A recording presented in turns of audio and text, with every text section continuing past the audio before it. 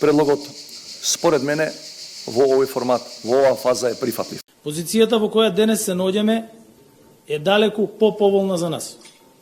Нашата позиција и стратегија дадоа резултат.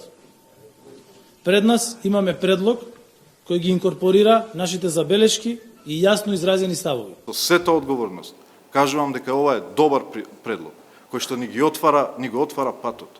Ја заборавили власта резолуцијата изгласана во Македонското собрание во која беа испишани нашите црвени линии. Безрезервно почитување на македонскиот историски, јазичен и културен идентитет. Резолуцијата беше усвоена со 95 гласа за, без против и само еден воздржан. Ако за Пендаровски, Ковачевски, Османи, сега францускиот текст е најдобра варијанта за надменување на спорот и почнување на преговорите, пропаѓаат во вода сите обиди да се убеди јавноста дека владата застанува на страната на народот и заедно ќе се бори против бугаризацијата. Токму народот зовре откако по објавувањето на текстот на предлогот на Макрон. Јасно се види дека власта е согласна да прифати пазар и со јазикот и со историјата.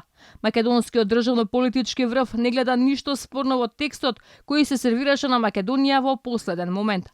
Инаку резолуцијата предвидува преговорите со Бугарија да се водат на рамноправна основа со почитување на меѓународното право, без никакво условување од едната или од другата страна, со почитување на достоинството на македонскиот народ. Предвидува да се почитуваат сознанијата на македонската наука околу автохтоноста на македонскиот народ и неговиот историски, јазичен и културен континуитет, да се уважуваат сознанијата според кои македонскиот јазик и неговите дијалекти имаат просторен и временски континуитет, да се применуваат позитивни и општо прифатени меѓународни конвенции, декларации на Обединети нации за правото на самоопределување и да се почитува безусловно слободно изразената волја на македонскиот народ, неговата етничка и духовна посебност. Лани, Заефи Ахмети и помалите коалициони партнери од власта ја поддржаа резолуцијата на ВМРО-ДПМН, ама очигледно заборавија дека нивниот збор значеше дека се обврзани да постапуваат само според овие позиции.